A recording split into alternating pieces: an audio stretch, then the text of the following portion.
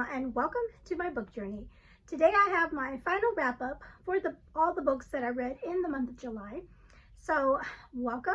If you are joining me today, here it's Monday. I totally forgot, well not forgot, I meant to film this yesterday or this weekend, but I was just crazy busy, and okay, I will tell you. So this weekend, well actually Thursday, my son took me to see the new Spider-Man movie, and it was so good. And so we talked about it a lot, and then he looked it up and he saw that it was actually in 3D. So when we went to see it the first time, we just saw the regular one, but then he saw it was in 3D. He's like, hey, you want to go back and see it in 3D? Because it probably looked really cool. So yeah, so after church on Sunday afternoon, we went and saw it a second time and saw it in 3D, and it was awesome in 3D. So if you have been here very long watching my channel, you may remember or know that I am a big Marvel fan, like the movies, ever since they started way back when, with even like the original Tobey Maguire Spider-Man that I think I saw was like 2002 that his movie came out.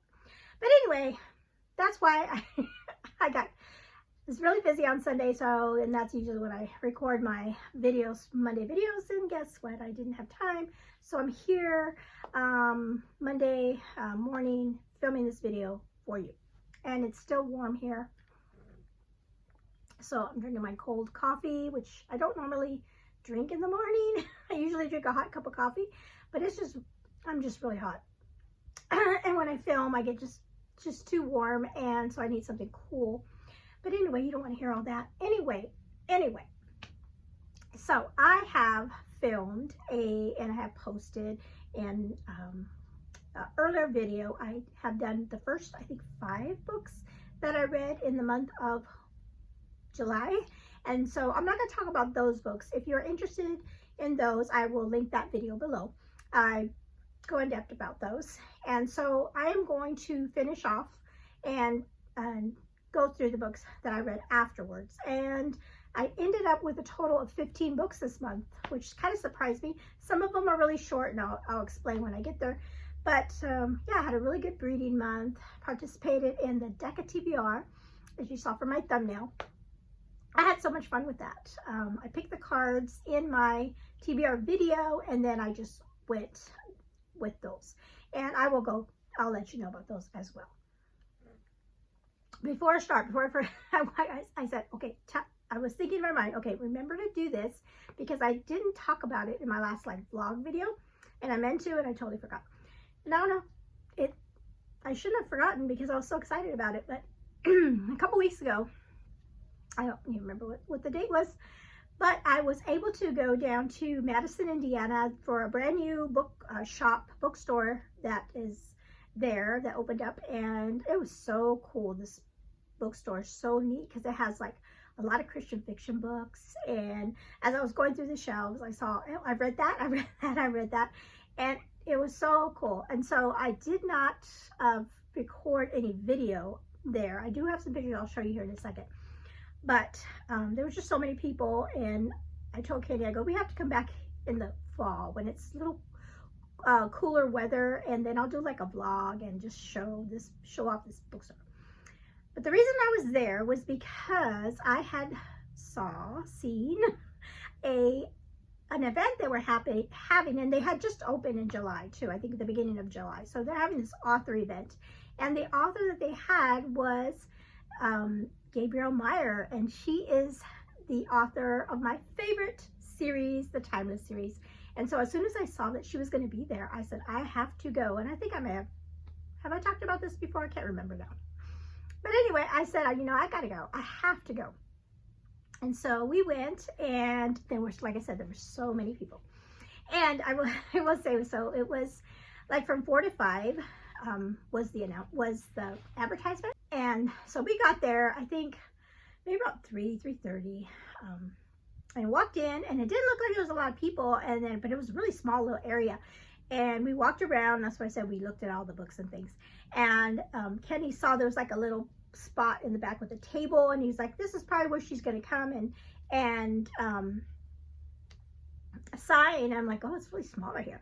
And then more people were coming in, and then all of a sudden I noticed they started putting chairs out in this area, and then they had like a TV, big screen TV, and then a couple gals walked in, and I heard them ask, hey, we're here for the book thing. And the lady at the counter goes, oh, she goes, well, you'll probably have to sit down in the first floor because upstairs is all packed. And I'm like, upstairs? I didn't even know there was an upstairs. I didn't look very good. But anyway, so evidently they have an upstairs, and I didn't even go upstairs. I'll have to do that when I go back. But anyway, they had an upstairs, and that's where they set her up to do the author thing. And they only had room for like 30 people. And it was already full. And so I thought, oh man. So it might have been full already by the time we got there. Maybe people came really early. But anyway, so they started setting up chairs for people downstairs. And what they were going to do was have her recording her live and then putting it up on the big screen that they had there. And Kenny was like, that's kind of, you went all that way and you ended up just seeing her on video. You know, he was thinking that, but I was fine. So I sat down and I was talking to the other ladies. You know, of course we were talking about, okay, what's your favorite book and things like that. And then she came up on the screen and they were asking her questions and things. So I started thinking in my mind because they said she was going to do signing books and things. So I thought, oh, you know what? She's probably going to sign books after she's done with her Q&A and everything. She's probably going to sign everybody's books up there and then come down here and with us. And I thought, oh, that's going to take a while. And at that point, Kenny and Ellie, because they came with me, they had left the store and were just walking around Madison. So I was like, oh, they're going to have to wait a long time for me. But so at the end of her Q&A, they said that she was going to sign autographs. And then one of the ladies from the store came up to us that were on the second floor watching the video. She said, well, you all are really lucky because we're going to start the line with you.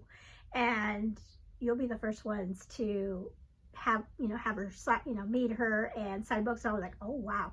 I was like, maybe like the 5th or 6th person in line because we were right there. She goes, just, get in line right here with me. And so even though we weren't able to see her upstairs and for the Q&A, I mean, watched on video, we got to be the first ones in line. And so it was so cool to meet her. I'll put a couple pictures here. One, they were where I went up to her desk. They actually posted this picture on their, I think, I can't remember if it was Gabriel Matter that posted it on her Facebook page or the bookstore. I think both of them did. But I was like, oh, they got a picture of me standing with her. And then we did the gal that was worked at the bookstore. She took the time and got people's cameras, and everybody took pictures, of course, with her. So it was so sweet to meet her and get her to sign my book. I took 2 books that were not signed. The first timer's book, and then I think the second one maybe, and had her sign those. And it was just a neat time. And when I left, I got my and when I walked out, the line was so, all the people that were upstairs, they had to come down, it was packed. But they said she was going to stay and sign everybody's books until everybody got it signed. So she was super sweet. Just really loved getting that opportunity to meet her. Okay, I'm looking at my hair is crazy this morning. Okay. So I just wanted to share that because I hadn't shared that.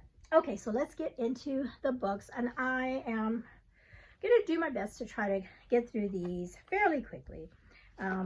Okay.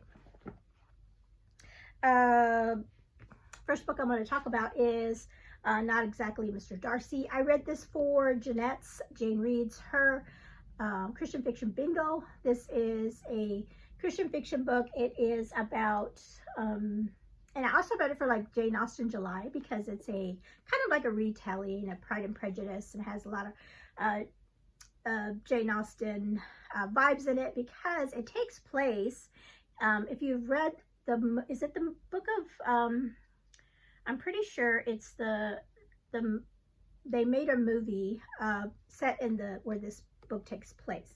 And they talked about that this area, it was called the Pemberley, is it Pemberley Hall? No, not Pemberley Hall. Hartbury Hall. It is, and it was kind of going down because the people that owned it, you know, it takes a lot of money to keep this place up, and it had to do with that. And this was, like I said, was the place that one of the Pride and Prejudice movies were filmed, and especially like this fountain right here. Okay, so the book is about the what's her name? It's been a while since I read this book. What is her name? Is it Olivia? So it's part of a series, a Silver Teapot series, and this young woman is actually from Australia. She goes to England because her grandmother is there and she needs help, and so she goes to help her. And she remembers visiting this place when she was younger and how she really loved it. This, her name is Olivia.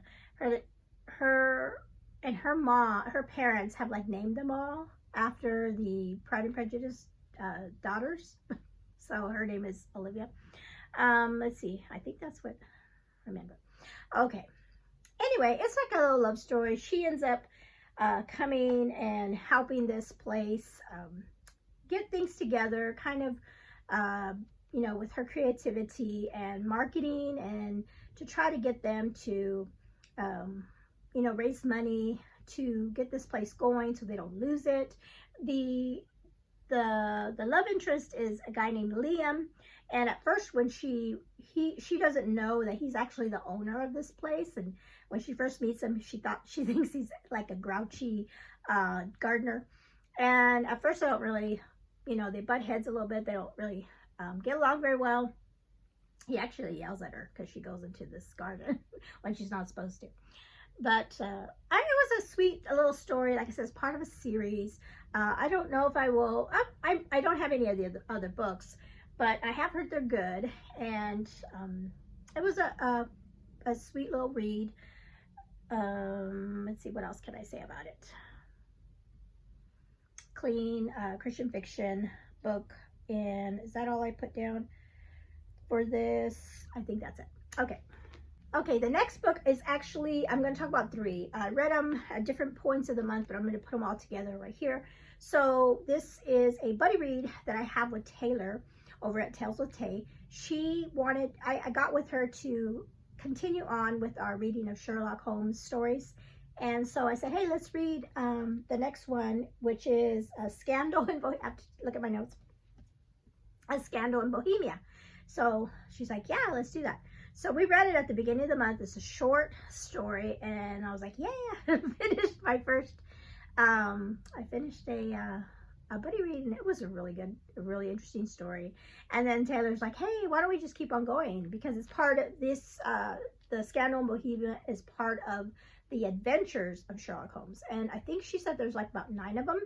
And so I was like, okay, yeah, let's continue on. And then we're going to continue on. After that, we'll read the memoirs, and then The Hound of Baskervilles, which is the last book in this bind-up that I have. So Taylor was really good. She just kept on going, and I think by this point, I think she's already finished all of them. And we kind of said, you know, we're just go at our own pace and talk about them as we go.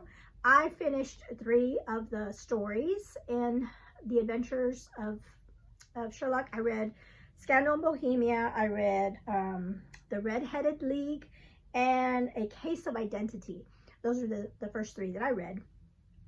Of the 3, I'm going to put this down. So the stories are all really interesting because, and they are in like order of the first ones that we read. And so we have, especially in this, the Scandal in Bohemia, there's like a time jump, because at the end of the last story that we read, Watson ended up getting married and going off, and well, I don't know if he got married at the end of the book, but you saw that he fell in love with somebody that was on the case, and he ended up marrying her. And so we come into the scandal Bohemia. Like I said, time has gone by. He has been married. He's actually gone back and started his practice again. But you can tell he's kind of missed Sherlock and working with him. And we don't know exactly how much time has gone by. But in this story, he goes back to Sherlock and joins him on a case. And one of the things I was telling, and it's all in all three of these books really, or these stories, is the relationship between those two is really good. And Sherlock kind of teaches Watson, or tries to teach him, his way of thinking, of how he solves cases. And the main point for these first three books was what he calls observation, because Watson is always amazed that they may see the same thing, and he says, I see the same thing you do. You know, I see, you know, when they interview somebody, or and Watson comes off with knowing all these things, and he goes, why do, when I see the same things? And he goes, well, that's the difference. You are just seeing, looking with your eyes. I'm actually observing I'm taking everything in. And he's trying to teach them how to do the same thing. And like towards the end on the third story anyway, Watson starts doing a little bit more of that, like trying to observe more of what he is actually seeing with his eyes. So I really like that. I like like I said, I like their relationship. And the stories are really short. Like I said, they're really short and like really quick little cases. And I think for the most part, you kind of know, you can figure it out, but they're like, wow. Especially the last one I read, which was the case of identity. That one was like I guessed what was happening, but I was like, that's pretty sad. About a young woman that gets, well, I don't even want to say, because I don't want to spoil it, because they are so short. And they're really good, cute little mysteries. And like Taylor says, these are my kind of cozy mysteries as well. I like to figure things out in a short little case. So I'm going to continue going on and finishing up the adventures this month, and then move on to memoirs. Probably in September I will read memoirs, and then the Hound of Baskervilles in August. Okay, so let's talk about the next book. And the next book I listened to on audio was this book by Laurie Halse Anderson. It's called Chains, and this is book one in the what's the series called? Is there a series? Is there a series name? I thought there was. Maybe not, but it is part Seeds of America series, and the first book's called Chains, and I really want to go forward and read the next one because it kind of left on a cliffhanger. But the story is about a young slave girl living back in American Revolution time period, and in the beginning of the book, she is in a good way, as she thinks she's in a good way, and she has a little sister so it's just her and her sister. Her mother has passed away, and the person that was like their owner, because it's, like I said, they're slaves, the woman that owned them has passed away. But before she passed away, evidently she wrote a letter and saying that she was going to free the two young girls, and they were going to be free. And so she's excited that she's going to have freedom for her and her sister. But a family member of this woman that passed away took all her because she left everything to her family. But instead of honoring her request to free these young girls, he decides to sell them back into slavery to somebody else. And that's really sad, that these young girls were looking forward to being free, and now they're being sold off. And unfortunately, they're sold off to not a very nice woman. Well, it's a husband and wife, and the wife was really horrible to them. And so what the story is about is her and her sister in this new place, and like I said, the American Revolution is going on. So we have the Loyalists and the Patriots, and the Patriots kind of want her to do a little spying. But something happens before that where she doesn't really trust the Patriots anymore, and she trusts the Loyalists. But then she meets a young a young guy, a young boy, and he's, I think his story is right here, because that's his description, this little, and that one's called Forge. And I can't remember what his name is, but he called her Country. He goes, hey, Country. And, oh, let me think, what is his name? Let me look in the back.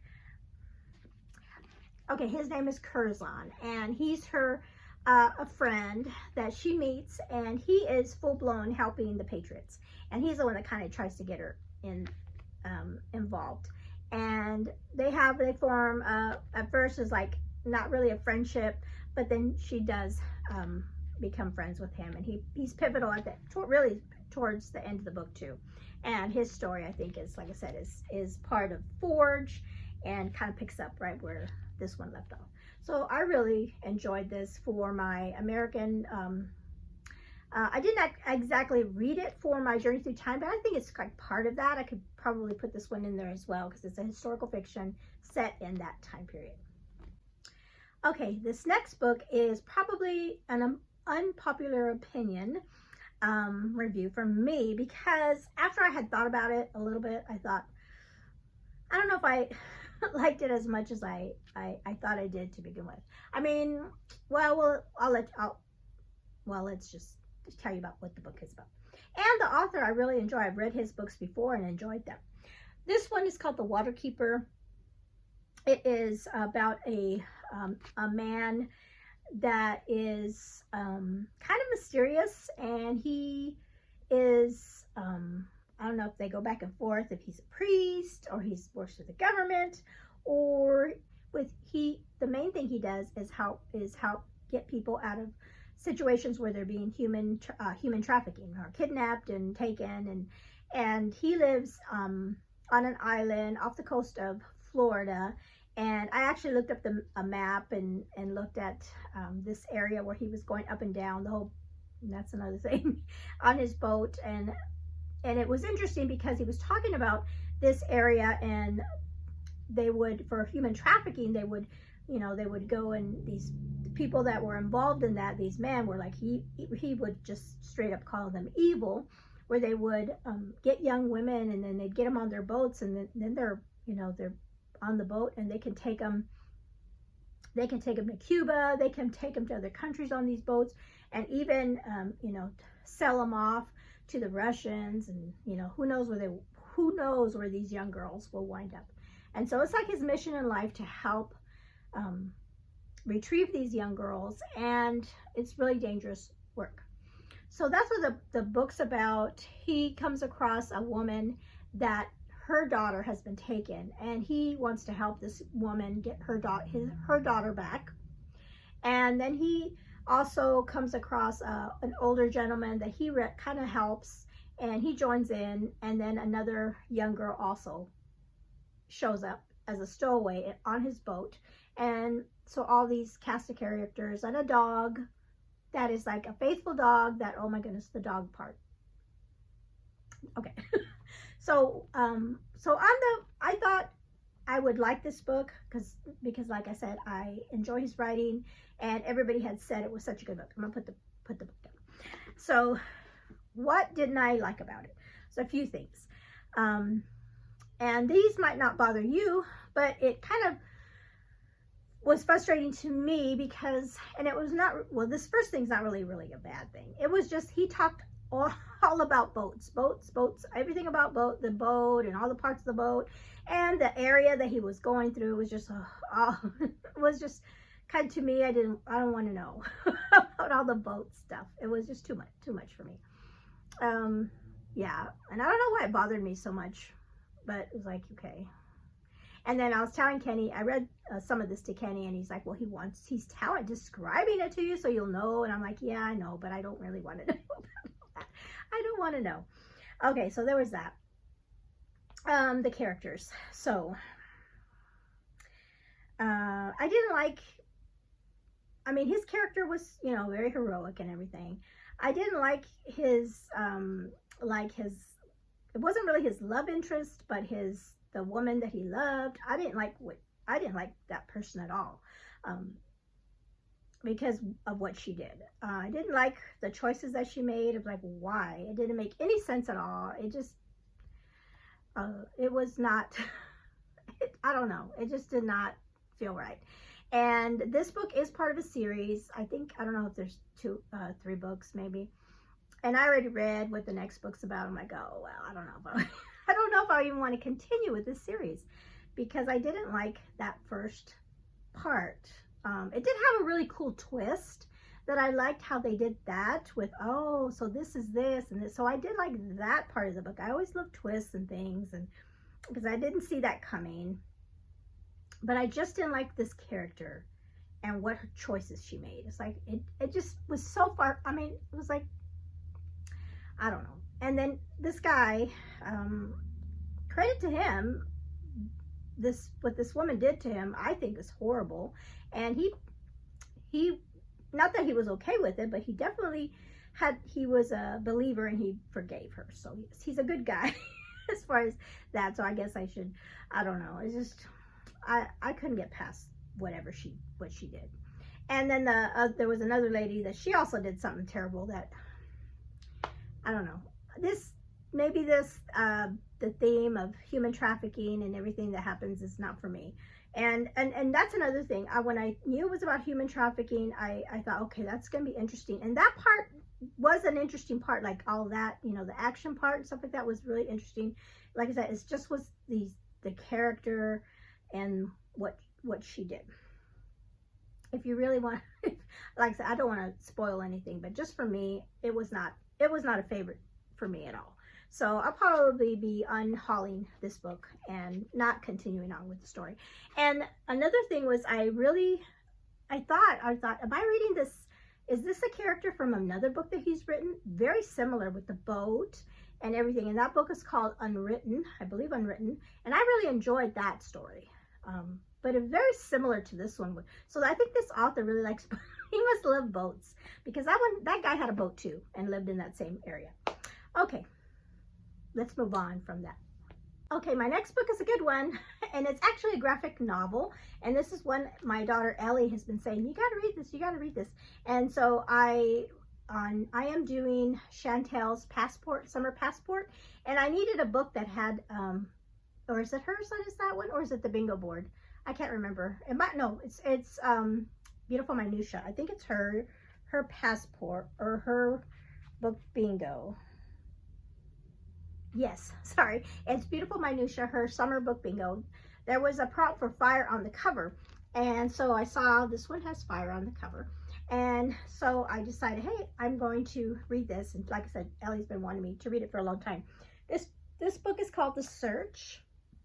And it has to do with, it's part of Avatar, The Last Airbender story. And so if you know of this is an animated series that came out years ago, and it's so good. I think there's like 4 parts. And they originally came on originally appeared on Nickelodeon. And Ellie loves the series. She's watched them several times, over and over and over again. And they all have, this is a world where they have different powers. So Aang right here is an airbender, and this is Katara, and she is a waterbender, so she can manipulate water. And this is her brother, and he does not have any bending abilities, but he is what is her brother's name? Oh my goodness, I forgot. I'm bad. I can't believe it. I'm forgetting his name. But anyway, he's like the comic relief in the animated series. And then we have the firebender, so he can manipulate fire. And so this book, this story, The Search, is about this guy right here. And why am I forgetting their names? I should know. Ellie's going to be upset with me because I should know their names. Let me go to the first page and get their names. Or the second page. Okay, I just asked Ellie and she told me, she reminded me their names. Okay, Aang, Katara, Sokka, and Zuko this is about him. So what this book is about, or this graphic novel, is kind of a continuation where the last animated series finished, and they're all friends. And the very beginning of the animated series, Zuko was the the bad guy, I guess you'd say, one of the bad guys. But at the end, towards the end, you know, they're all together now. And this book was about Zuko searching for his mother, and that's what the whole graphic novel was about, and the mom's backstory and her history. And it was really good. I really enjoyed it because it reminded me so much of the animated series. They did a really great job with the graphic novel and with all the characters. It was funny like the animated series was, but serious at the same time.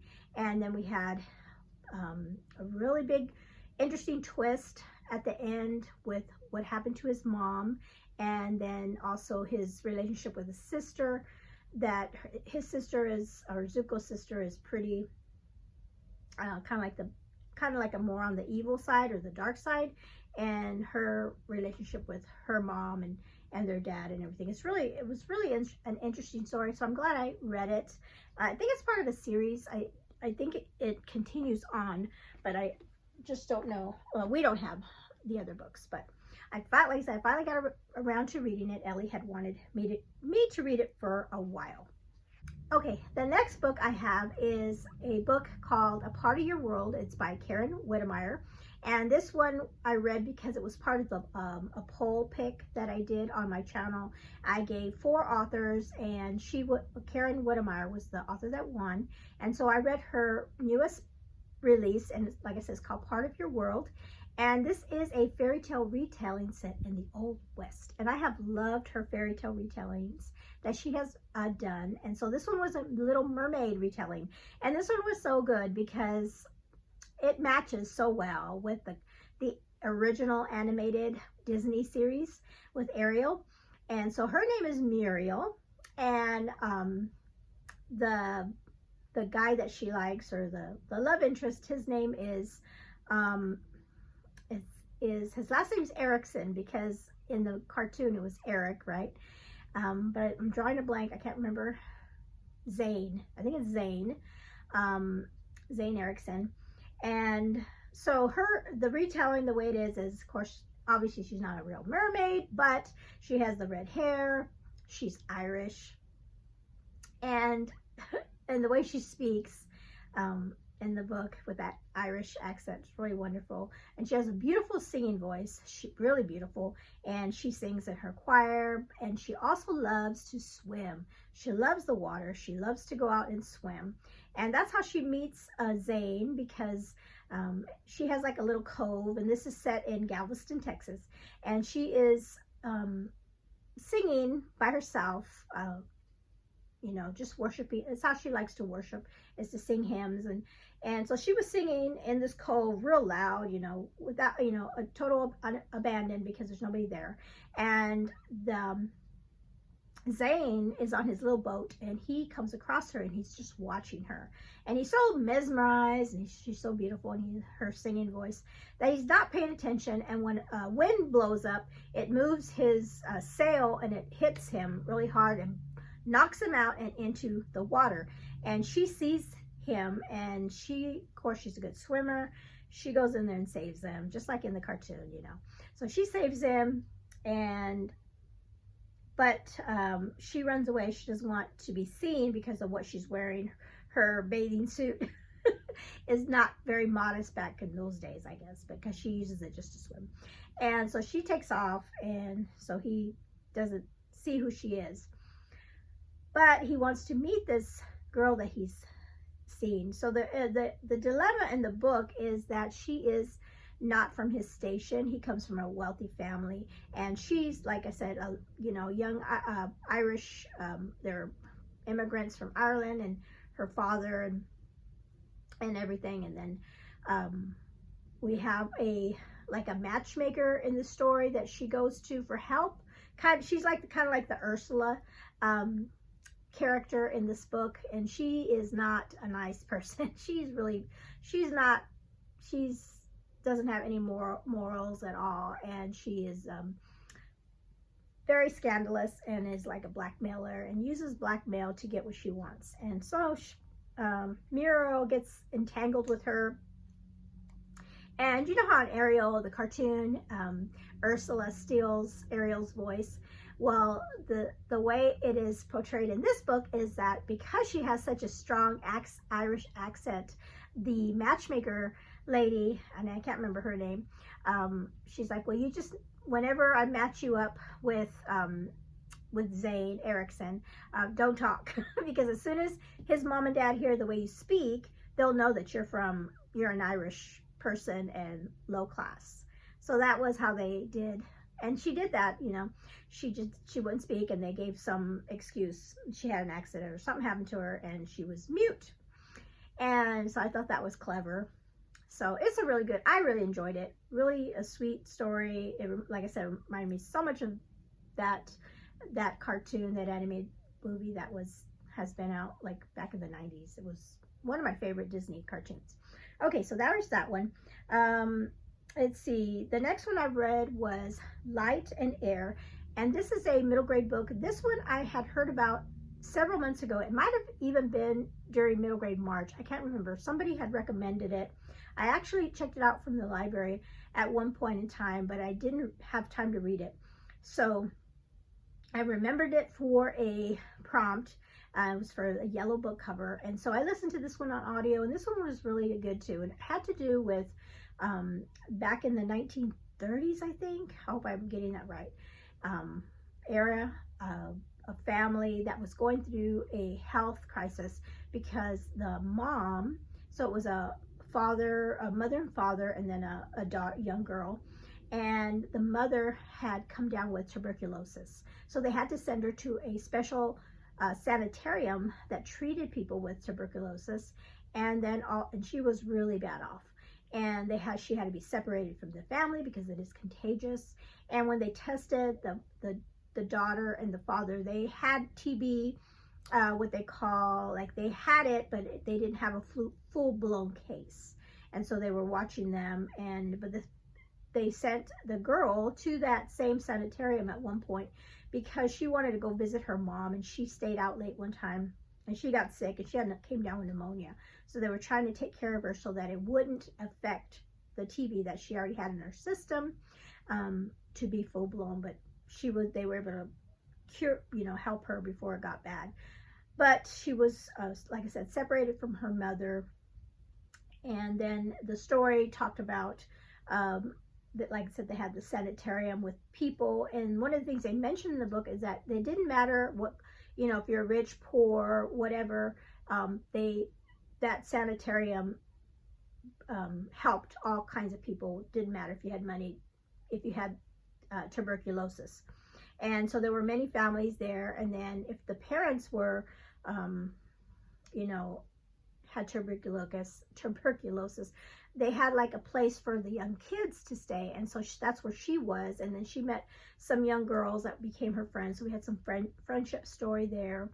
And then what happened to her mom. And then she also had a hard relationship with the father because the young girl didn't feel like her father cared enough about the mother and cared enough about her because he went back to work, but he had to. And so I like that part about their relationship, how it was able to heal as well. So it was really sweet. It was a really cute book, a short middle grade book that I was able to get in this month. Okay. All right. The last book I read for the month was my Journey Through Time book, which turned out to be not what I originally wanted. I originally wanted to read a mother, I can't even remember the name of the book now, but it was actually two books that I intended to read, and then the month kind of got away from me, and so I ended up reading Agent 355, and I really liked this book. It was short, but it was a good book because it talked about this Agent 355 in history that has not ever been identified. And so this author, Marie Benedict, she kind of gave, from doing her research and everything, she gave us a character that she said could have been Agent 355. And well, who is Agent 355? So she is supposedly the spy, a female spy that helped in the whole Benedict Arnold thing. If you know that from history, Benedict Arnold was the the infamous traitor from the American Revolution. He went against the Patriots and was working with the British. And so, and I didn't know, I always knew about Benedict Arnold because, you know, his name, you know, nobody names their son Benedict Arnold because he was a traitor. And I always remember that Brady Bunch. Anybody else remember the Brady Bunch episode with Peter? And he didn't want to be, he was going to be in a play and he didn't want to be Benedict Arnold because the character was a traitor. I don't know, that always pops into my head, my nostalgia from growing up in the 70s. Okay, so I knew about Benedict Arnold, but I didn't know a lot about this, what is it called? The Culper spy ring, and I want to read more books about that. In fact, I do have one, and hopefully I'll get to it eventually. But she, Agent 355, was part of that spy ring, and that spy ring again helped to uncover Benedict Arnold. And so this is like I said, it's a really short story about how she got involved. She was from a family that were on the surface kind of loyalists, so she had access to military people or British soldiers to get that information. And the thing that she said was, these British soldiers, they, you know, they go to these balls and stuff and they dance with these women and they say stuff in front of us because they don't think we're listening. They don't think we care about all this political stuff. You know, they just go on and say stuff in front of us like we're nobody, like we don't even exist, you know, the whole, how women were viewed back then. And so, but she used that to her advantage because she listened, and every time she heard something that was pivotal and important, then she would pass it on to the young man that she was working with, and his name was Robert Townsend, and who actually was a real person in history, and that's how Mary Benedict did that story, saying that it was somebody that he knew and possibly had a relationship with. So we had a little love story in this one too. So that was a really good story. It was a good book to finish off the month. So for my stats, were, I read 15 books in total for the month. Storyograph says I read 4,012 pages, and my average rating for the month was 3.71, so not too bad. I read 7 physical books, I read 3 ebooks, and I listened to 5 audiobooks. And 10 of the books that I read, of the 15, were my owned books, which is good. That's what I've been wanting to do, read my books that I actually own. And then I didn't unhaul any books, which is not a good thing, but I did haul 10 books this month. I read one of my books with Ken. I think that was, which one did I read? I read with him. Did I put this down? Was it The Waterkeeper? I read a lot with him with that one. I think that was the one I read with him. Buddy reads, I had M.M. Lyon, which I read at the beginning of the month with Katrie, and then the Sherlock Holmes stories I read with Taylor. And then I read Oshina's book club of the month, which was at the beginning of the month. And then I did participate in 2 readathons. I participated in the Deck of TBR, and I will put up if I can fit them all up here, my 5 cards that I drew. I drew 5 cards, and I ended up getting a total of 21 points for the Hearts team. And the Hearts team, we did good, but we came in second. I think Diamonds was the team that ended up winning, and they had over 400 people participate, which is awesome. And so a lot of books were read for the Deck of TBR. And so the other readathon that I didn't fully participate in was the Jane Austen July, and I just read 1 book, and that was that retelling for Not Exactly Mr. Darcy. So those were my stats. I did participate in some other reading challenges. I always try to afterwards go back and see, okay, although one I kind of thought, oh, I need this one, and I used one. Okay, so for Chantel Reads Our Day, her yearly challenge, her July prompt was a book that has a map, and I was like looking through all my books, and none of them had maps. towards the end of the month, and I thought, oh, I'm not going to be able to get this one. But then I remembered the book that Ellie wanted me to read, the Avatar book, and that one does have a map of inside, and so that's the one I used for that one. Cheryl's Jurassic readathon was a stubborn character for the month of July, and so I used not exactly Mr. Darcy, because Liam in that first half of the book, he was pretty grumpy and stubborn, you know, he did. So that's the one I picked for that. Oshina's her Christian romance, I picked the book that she recommended to me, and that was Hidden Places. And that's because, and I put that in her wanted to read, because I really wanted to read it after listening to her recommendation. I used it for that slot. And then the last one is Katree's Christian fiction reading challenge, and that was read a hyped book, and I used Hidden Places because that was so hyped by Oshina. Okay, so I did really good in that with those reading challenges this month. I did have some connections. I'll end in the video here with that.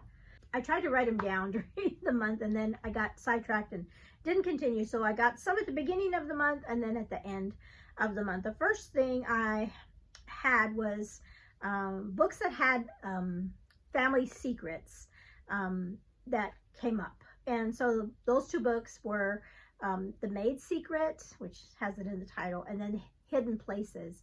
And they just had, actually they had a few, let's see, 4 things in common for those books. So one was the whole family secrets.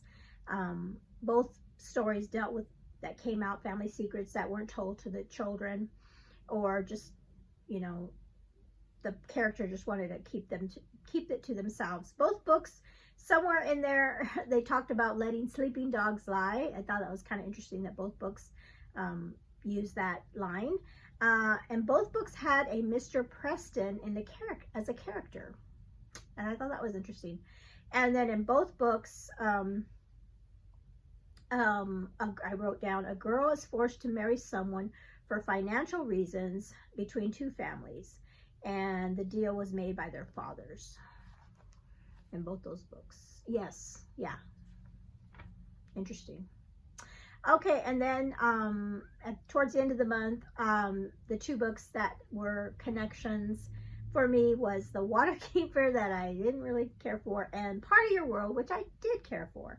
And the reason I said that was because both books had somebody being rescued from a boat. The Waterkeeper, of course, girls were being rescued from boats, and then Part of Your World, Muriel rescued Zane from his boat, and then rescued somebody else at the end. I won't say because I won't spoil. Some other rescue. That one was the main thing. I think they rescued that person from a boat. So yeah, so I had a couple connections. I haven't been doing that, and because I keep forgetting, so I need to keep my notebook right there for me to write those down. Let me know in the comments below, what was your favorite book that you read for the month of July? Did you participate in the Deck of TBR? That was really fun. This is the first time I've actually did the whole, actually chose books and read them. There was a couple books that I ended up switching out because I didn't have time. Oh, no, not that I didn't have time. There was the yellow book that I ended up reading, The Light and Air. I ended up switching it out because in my TBR, I was going to read a book, but it was a Cindy Steele book that I was going to read with Kenny. And we just didn't have time to read it together. So I had to push that off. So that's why I ended up picking another yellow book for that one. Okay, so thank you for hanging out with me today. Sorry that this video got out of hand. It always does when I talk about books and then I just want to mention things. And so thanks again. Oh, I forgot to say, I'm up to 88 books. At the end of July, that's where I'm at right now with 88 books. And I think originally on my Goodreads, I put 90 books as my goal for the year. I'm going to hit that before December for sure. But that's good. 88 books. All right. Thank you so much for hanging out with me today, and you all have a blessed day. Bye-bye.